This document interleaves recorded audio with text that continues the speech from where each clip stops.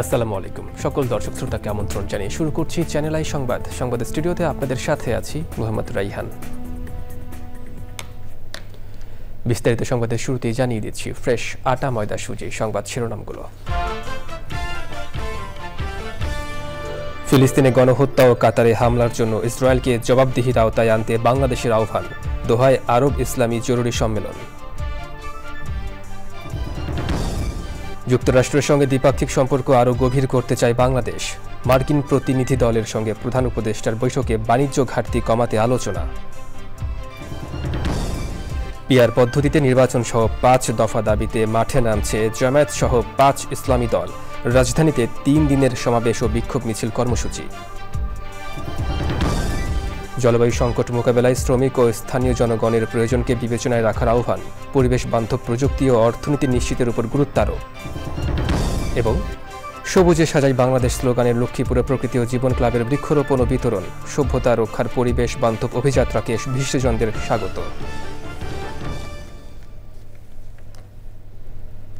দর্শক, সংবাদ শিরোনামগুলো জানাচ্ছিলাম। এখনকার এই সংবাদ আয়োজন একই সঙ্গে চ্যানেল আইয়ের ইউটিউব চ্যানেল এবং চ্যানেল আইয়ের ওটিটি প্ল্যাটফর্ম আই স্ক্রিনে লাইভ স্ট্রিম হচ্ছে। এবার বিস্তারিত প্রসঙ্গ। ফিলিস্তিনে ইসরায়েলের গণহত্যা ও কাতারে হামলার জন্য ইসরায়েলকে সম্মিলিতভাবে জবাবদিহির আওতায় আনতে মুসলিম দেশগুলোর প্রতি আহ্বান জানিয়েছে বাংলাদেশ। সোমবার কাতারে ইসরায়েলি হামলার ঘটনায় ঢাকা জরুরি আরব ইসলামী সম্মেলনে বাংলাদেশ সরকারের এই অবস্থান তুলে ধরেন পররাষ্ট্র উপদেষ্টা তৌহিদ হোসেন। দোহায় ওই সম্মেলনে তিনি বলেন, গাজায় আগ্রাসনের জন্য ইসরায়েলকে জবাবদিহির আওতায় আনতে হবে। কাতারের আমির Sheikh Tamim bin Hamad Al থানির সভাপতিত্বে সম্মেলনে ৬০টি দেশ অংশ নেয়। সম্মেলনে মুসলিম বিশ্বের নেতারা ইসরায়েলের সাথে সম্পর্ক পুনর্বিবেচনার আহ্বান জানান। কাতারের আমির বলেন, আরব বিশ্বে ইসরায়েলের আগ্রাসন মেনে নেওয়া হবে না। কাতারে ইসরায়েলের হামলাকে কাপুরুষোচিত উল্লেখ করে দেশের সার্বভৌমত্ব রক্ষায় সবকিছু করার কথাও বলেন তিনি। ওআইসি মহাসচিব হুসেন ইব্রাহিম তাহা এবং আরব লীগের মহাসচিব আহমেদ আবুল গাইদ স্বাগত বক্তব্য দেন।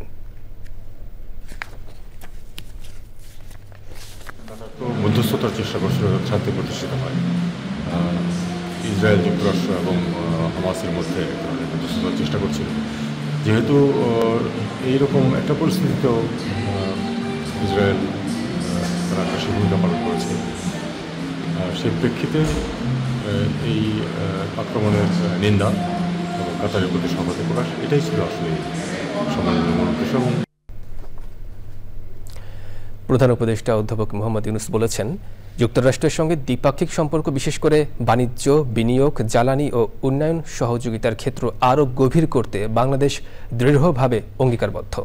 যুক্তরাষ্ট্রের সহকারী বাণিজ্য প্রতিনিধি ব্রেন্ডন লিঞ্চের সঙ্গে এক বৈঠকে তিনি এমন মন্তব্য করেন। তেজগাঁওয়ে প্রধান উপদেষ্টার কার্যালয়ে এ বৈঠক হয়।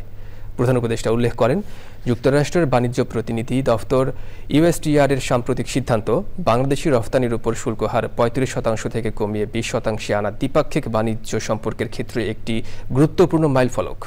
বৈঠকে উভয় পক্ষের মধ্যে বাণিজ্য ঘাটতি কমানোর কৌশল, যুক্তরাষ্ট্র থেকে তুলা ও সয়াবিন সহ কৃষিপণ্য আমদানি বৃদ্ধি, জ্বালানি সহযোগিতা জোরদার, যুক্তরাষ্ট্র থেকে এলপিজি আমদানি, বেসামরিক বিমান কেনা, মাদক নিয়ন্ত্রণ কার্যক্রম এবং রোহিঙ্গাদের চলমান মানবিক সংকট নিয়ে আলোচনা হয়।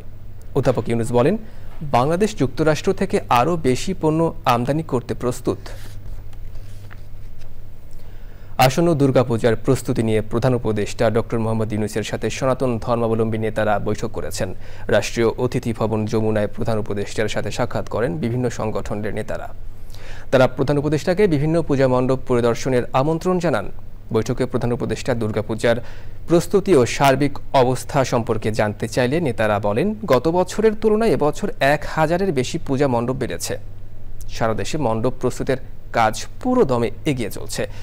প্রধান উপদেষ্টা সবাইকে ধন্যবাদ ও অগ্রিম শুভেচ্ছা জানান এবং দুর্গাপূজা ঘিরে যাতে কোনো ধরনের ষড়যন্ত্রের সুযোগ তৈরি না হয় সেজন্য সকলকে সজাগ থাকার আহ্বান জানান। এ সময় ধর্ম উপদেষ্টা ডক্টর আফামা খালিদ হোসেন ও অন্যান্যরা ছিলেন।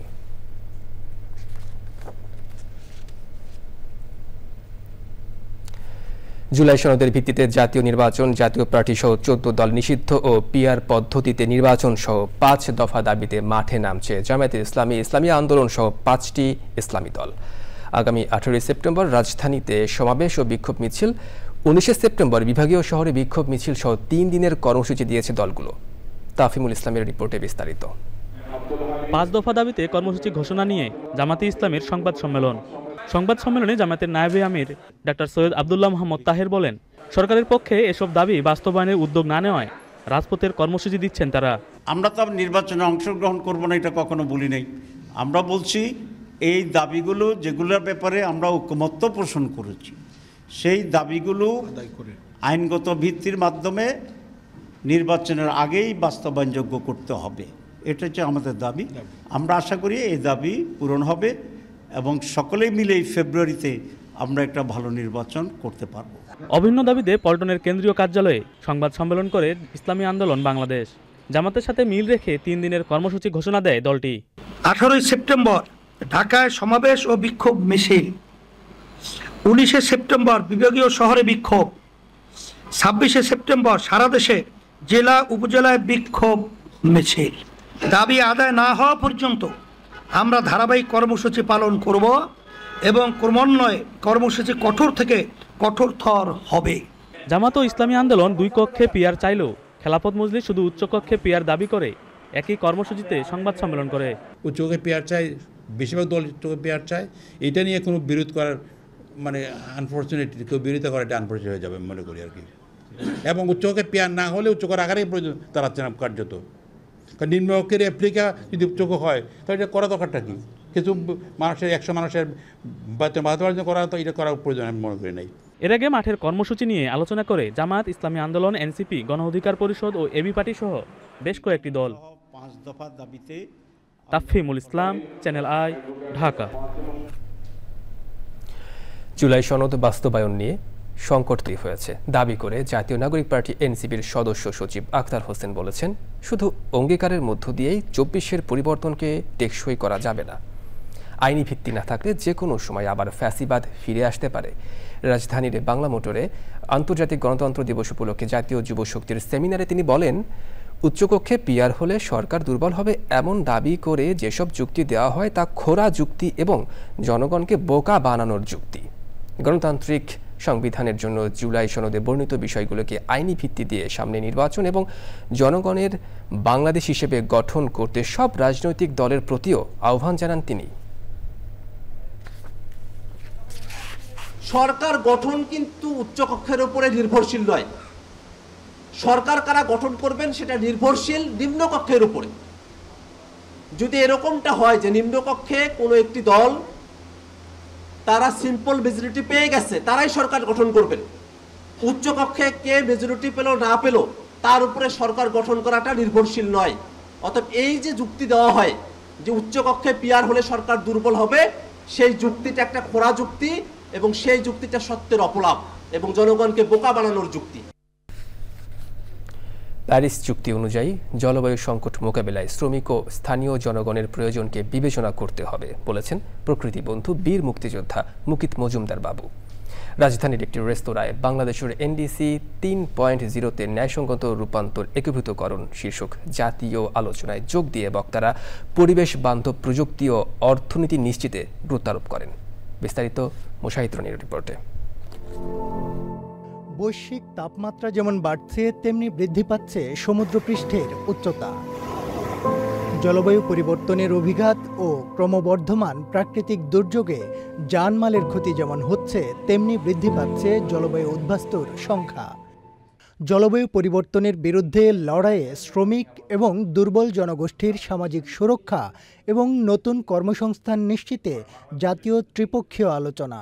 If we are not working together to manage these pressure, we risk losing livelihoods, especially for the vulnerable people. Renewable energy solutions can be promoted so that the community can have stakeholding on all those innovative green energy solutions.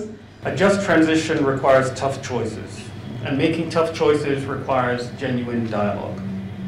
The ILO's guidelines for a just transition provide practical tools and guidance to build consensus. We don't have any mechanism for this thing. So only to focus on climate change or focus on energy shifting or just transition, I don't think it can protect the vulnerability of the workers. From our own resources, we will take these initiatives and other conditional initiatives if we get the technological and financial support from international world.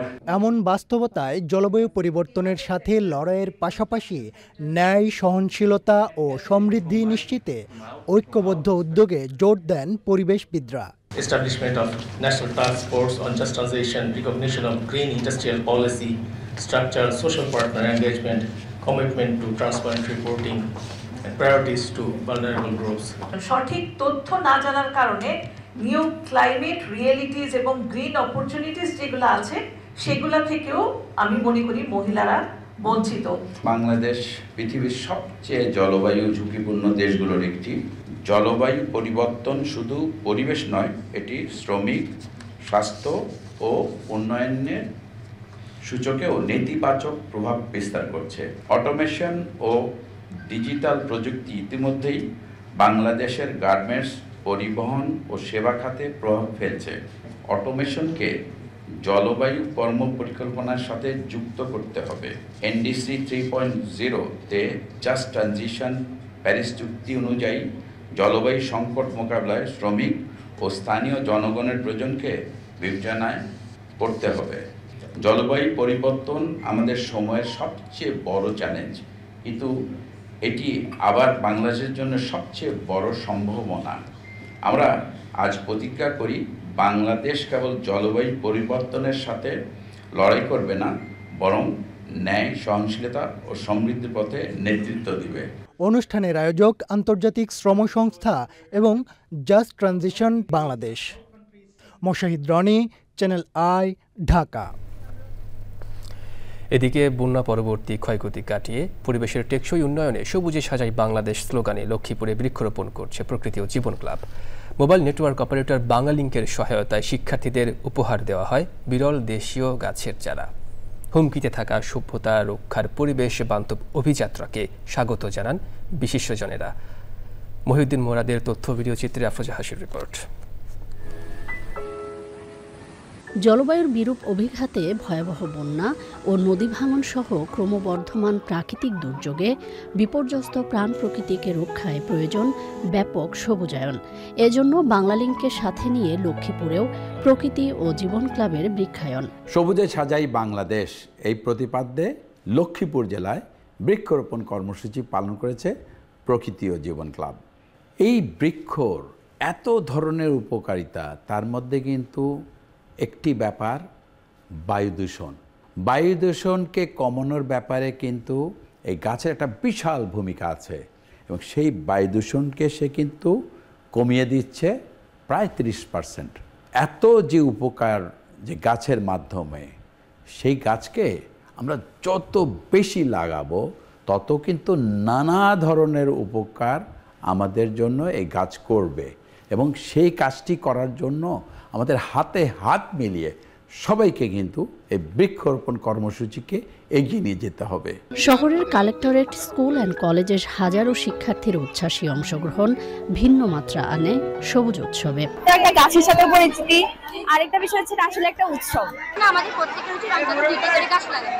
গাছ আমাদের পরিবেশের ভারসাম্য রক্ষা করে। এটা শুধুমাত্র আমাদের দেশের পরিবেশের জন্য না, আমাদের শিক্ষার্থীদের মূল্যবোধের পরিবর্তন আনবে। শিক্ষার্থীদেরকে মোটিভেট করার জন্য চমৎকার একটি আমাদের পরবর্তী প্রজন্মকে সচেতন করছে। আমি ধন্যবাদ জানাই চ্যানেল আইকে এবং প্রকৃতি ও জীবন ফাউন্ডেশন। সবুজায়নে মলিন প্রকৃতিতে প্রাণ ফেরার প্রত্যাশা সচেতন মহলের। তাদের কাছে আমরা অক্সিজেন সিলিন্ডার করে দিচ্ছি, তাদেরকে উদ্বুদ্ধ করছি দেশে যাতে তারা যাতে ভবিষ্যতে এরকম ইনিশিয়েটিভ তাদের মনের মতো ধারণ করে। পরিবেশ এবং জীবনের ভারসাম্য রক্ষার জন্য আসলে বৃক্ষরোপণের কোনো বিকল্প নেই। গাছ আমাদের ভূমি ক্ষয় রোধ করে, গাছের বিকল্প নাই। আমরা সবাই গাছ লাগাবো, প্রচুর পরিমাণে গাছ লাগাতে হবে এবং এই উদ্যোগটা আমাদের সামাজিক উদ্যোগে পরিণত করতে হবে। পরিবেশ ও জীববৈচিত্র্য রক্ষায় প্রকৃতি ও জীবন ক্লাবের সবুজায়ন অব্যাহত রাখার আহ্বান পরিবেশবাদীদের। আফরোজা হাসি, চ্যানেল আই। বিরতির পর আরও একবার স্বাগত চ্যানেল আই সংবাদে। এবার নিটোল টাটা কৃষি সংবাদ।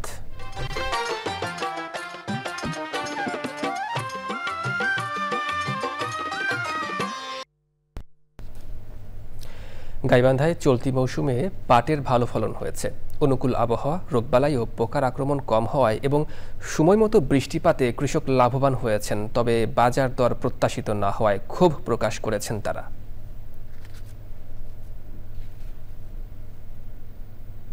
এবার প্রকৃতি সংবাদ।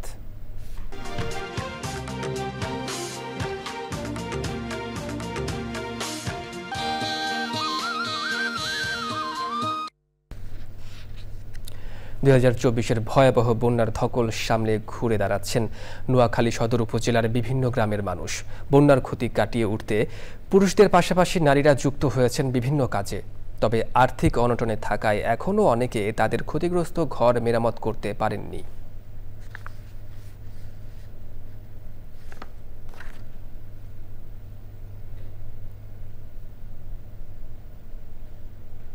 এবার খেলার দর্শক, সংবাদ শেষ করতে হবে যাবার আগে ফ্রেশ আটা ময়দা সুজি সংবাদ শিরোনামগুলো জানিয়ে দিচ্ছি আরও একবার। ফিলিস্তিনে গণহত্যা ও কাতারে হামলার জন্য ইসরায়েলকে জবাবদিহির আওতায় আনতে বাংলাদেশের আহ্বান। দোহায় আরব ইসলামী জরুরি সম্মেলন। যুক্তরাষ্ট্রের সঙ্গে দ্বিপাক্ষিক সম্পর্ক আরও গভীর করতে চায় বাংলাদেশ। মার্কিন প্রতিনিধি দলের সঙ্গে প্রধান উপদেষ্টার বৈঠকে বাণিজ্য ঘাটতি কমাতে আলোচনা। পিআর পদ্ধতিতে নির্বাচন সহ 5 দফা দাবিতে মাঠে নামছে জামায়াত সহ 5 ইসলামী দল। রাজধানীতে 3 দিনের সমাবেশ ও বিক্ষোভ মিছিল কর্মসূচি। জলবায়ু সংকট মোকাবেলায় শ্রমিক ও স্থানীয় জনগণের প্রয়োজনকে বিবেচনায় রাখার আহ্বান। পরিবেশ বান্ধব প্রযুক্তি ও অর্থনীতি নিশ্চিতের উপর গুরুত্ব আরোপ। এবং সবুজে সাজাই বাংলাদেশ স্লোগানে লক্ষ্মীপুরে প্রকৃতি ও জীবন ক্লাবের বৃক্ষরোপণ ও বিতরণ। সভ্যতা রক্ষার পরিবেশ বান্ধব অভিযাত্রাকে বিশিষ্টজনদের স্বাগত। দর্শক, চ্যানেলের সর্বশেষ সংবাদ জানতে ভিজিট করুন channelionline.com-এ। যুক্ত থাকুন আমাদের সোশ্যাল মিডিয়ার প্ল্যাটফর্মগুলোর সাথে। এতক্ষণ সঙ্গে থাকার জন্য ধন্যবাদ সবাইকে।